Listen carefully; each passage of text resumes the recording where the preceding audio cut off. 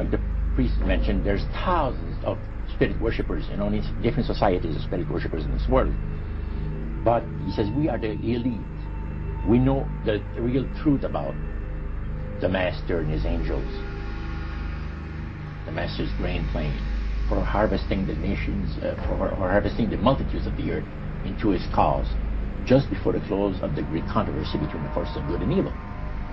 So we continued, after we expressed ourselves that we're deeply interested to know more about the activities of spirits. And he said it's going to be done in a unique manner.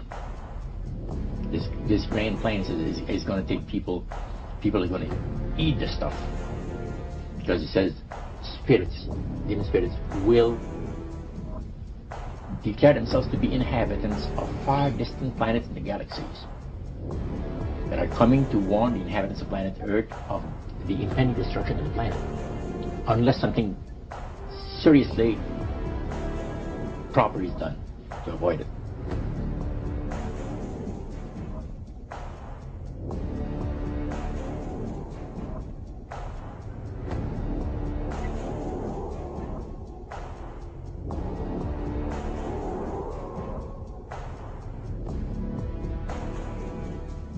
Masonic mind control, that the alchemical managers have bred over millennia, over 1,000 years. They said they bred a human race that is most wretched, stupid, and ignorant. It's so unrivaled in thousands of years. He said these blind slaves say they are free and highly educated, even as they march behind, notice this word, signs. Have you ever taken time to analyze a sign or a billboard or logo? He says a medieval peasant would have run away in panic-stricken terror from the signs that modern man embraces.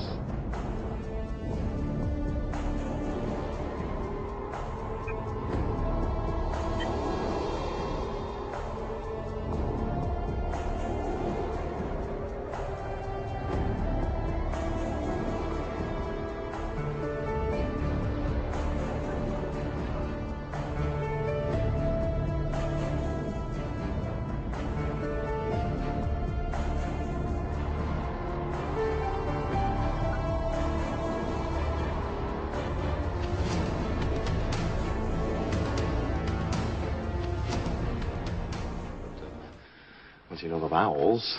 Just answer the question. Well, I mean, I just had to learn how to pronounce it. I mean, it hasn't been a living spoken language in more than 1,000 years. I mean, look at this. It says, a traveler from distant stars escaped from a dying world looking for a way to extend his own life. His body decaying and weak, he couldn't prevent his own demise. Apparently his whole species was becoming extinct. So he traveled or searched the galaxies looking for a way to cheat death. And look here, he came to a world rich with life where he encountered a primitive race, humans.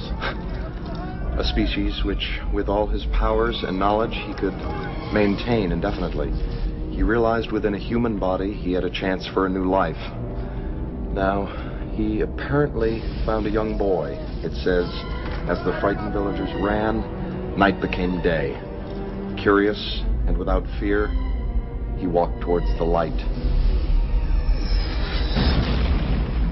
Ra took him and possessed his body like some kind of a parasite looking for a host. And inhabiting this human form, he appointed himself ruler. He used the Stargate to bring thousands of people here to this planet as workers for the mines, just like the one we saw. This mineral is clearly the building block of all his technology. With this, he can sustain eternal life.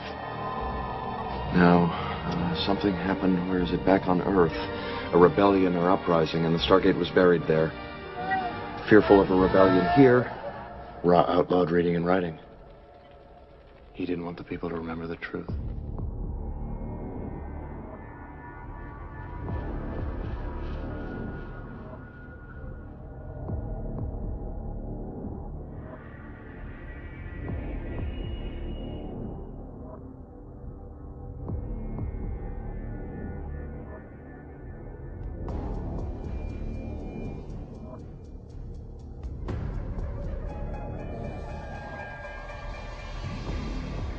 what point did this demon worship start to affect you personally, Roger? Well, it wasn't too long that the priest mentioned to us that the time had arrived for us to start trusting the spirits and give the spirits a chance to work for us. And there was a number of gifts that you could choose from. You see.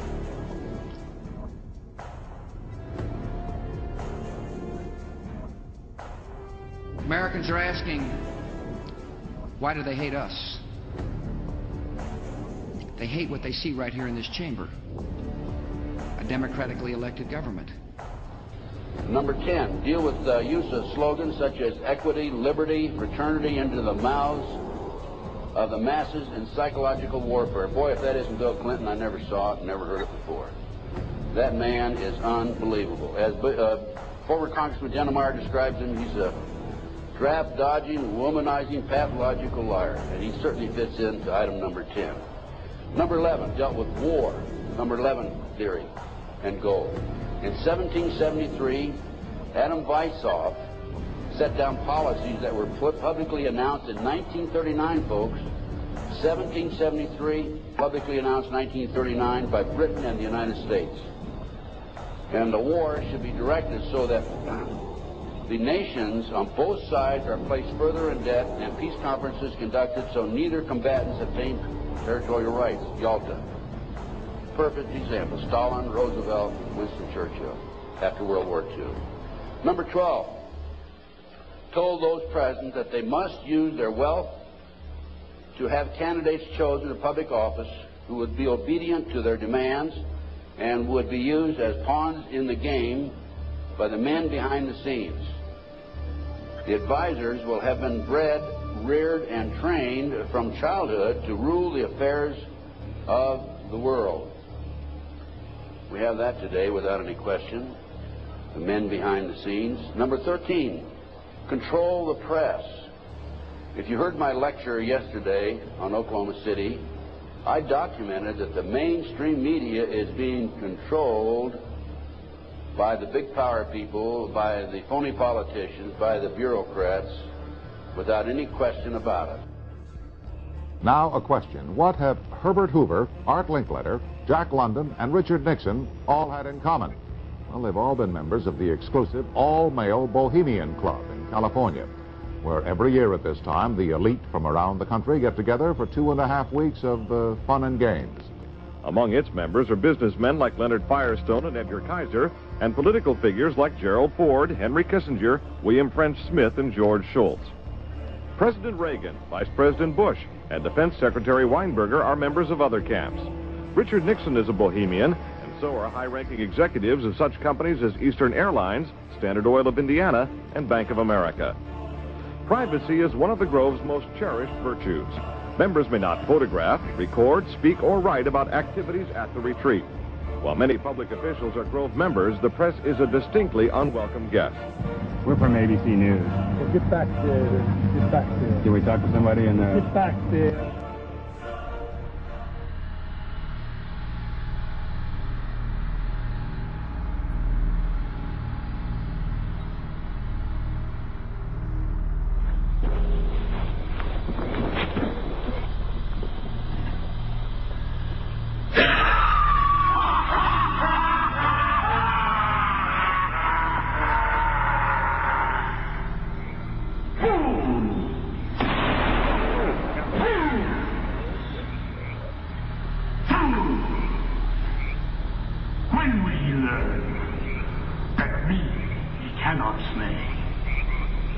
Year after year, he burned me in this room, lifting your puny shouts of triumph to the stars.